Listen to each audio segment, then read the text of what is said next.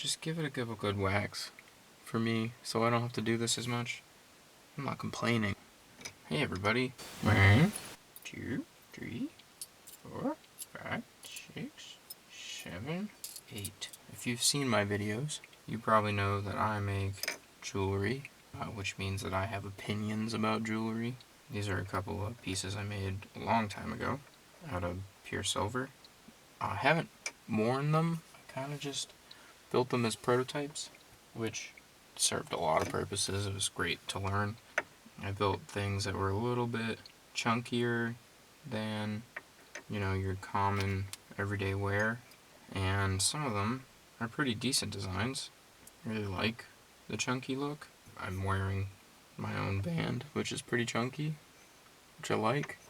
But so I work in fine silver and fine gold, which means that it's just silver.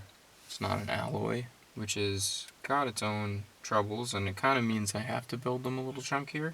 But most people buy jewelry that are made from sterling.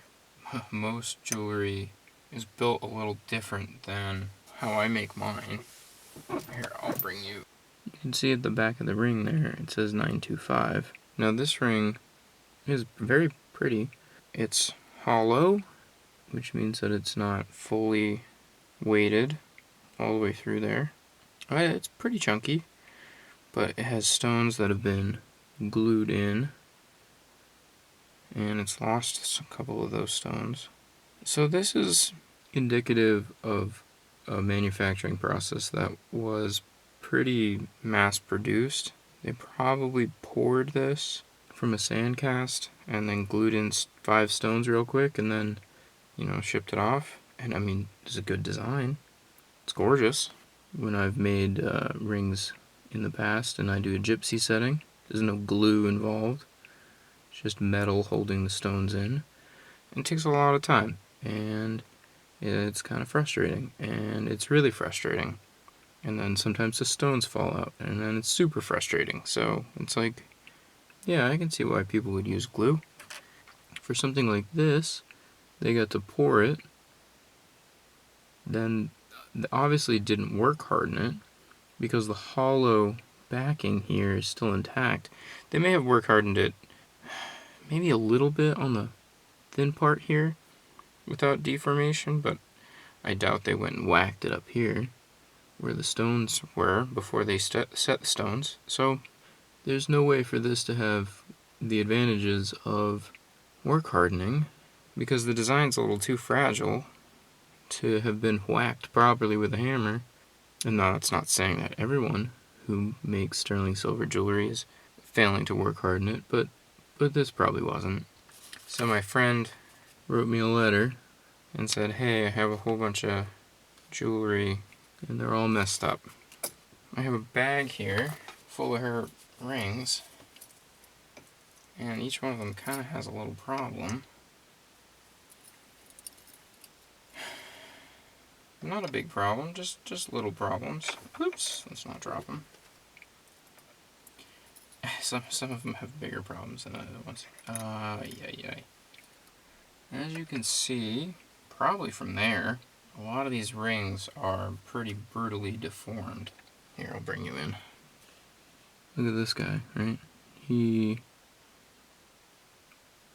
It's an oval. Now, is this a 925? This is a 925, and they marked it on the bottom. Again, a very handsome design. Beautiful. Absolutely incredible. This is probably set properly, but obviously the band is so thin and so delicate that it deformed. And this girl's a working girl. She works on a farm. She wears her rings unabashedly, I think is the term. She beats the heck out of them. So I guess all I'm gonna do is take this ring and hopefully beat some life back into it without sizing it too much. I'm not going to use any heat or anything, because that would really open up the size, and we're trying not to size it up. But another problem with the ring that has a stone is that you always want the stone to be on the top of your finger, right? So then all the forces throughout your accumulation of your day are always on the same part of the ring, so you can get that same pressure over and over again.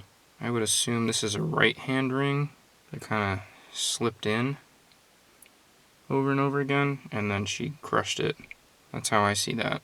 Or it was a left hand ring. I moved in that way. Yeah, one or the other. Another part of the 925 is you should probably work harden it if there's a stone on the top. The shank here is going to take a beating. So here we go. I'm going to use my rubber hammer as much as possible.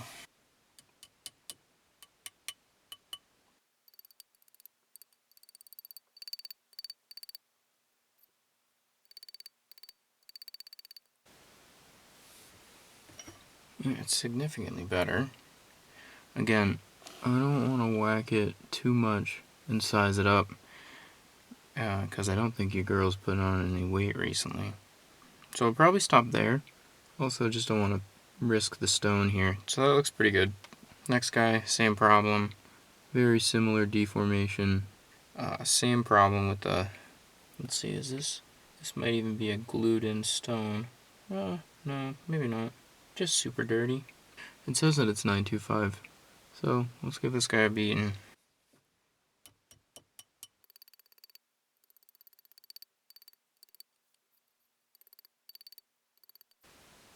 Alright, that's significantly better. That's good. 2 done. This simple band doesn't look too bad, but I could see why you would want it to come along for the ride.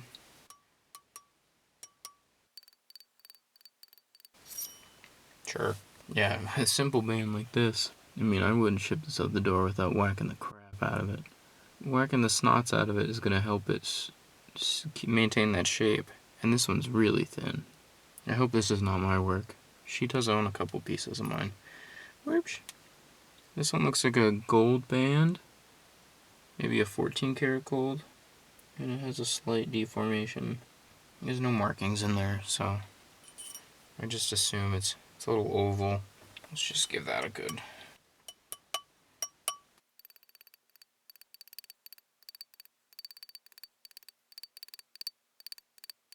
Well, that was a substantially harder piece of metal. So I don't know if that's gold or what. It's beautiful. Next, we have this guy who's an opal in a beautiful bezel with some lovely stamping underneath.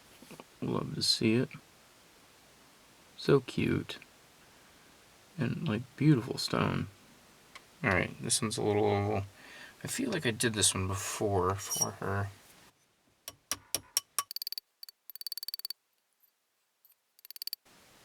It's a little bit better. This one's pretty wild. This one certainly is sturdy, but it's gotten a little warbled. I like that design. It's incredible. It's beautiful.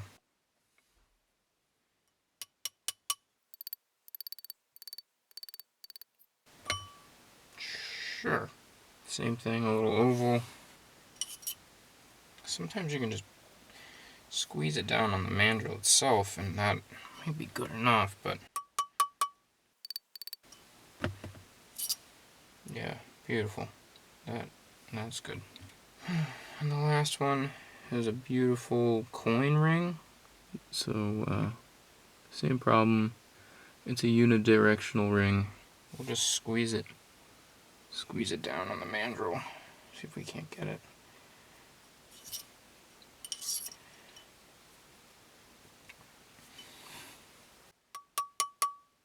Yeah, definitely better. Again, that's my 2 cents from a builder's perspective. If you're gonna sell some, pretty designs, then go ahead and whack them. Like, give them a good beating. You're gonna have to size them after work hardening, right? The work hardening is gonna change, but unless you really need a specific size, these guys are not manufacturing things in specific sizes. They're just making stuff and then figuring out what size it is and then selling it, right? They make everything in a 5.5 to an 8, which are just the common sizes of, American women. Which, so what? If you make it a 6 and it was supposed to be a 7, sell it to a woman in a 6. They're making so many of these. These are all much better. I might give them a little polish Let's see what I got on my polishing wheel.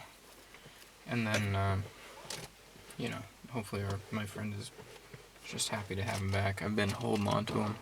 Honestly, I've been holding on to him, thinking about making a video to talk about him, because it is such an interesting topic.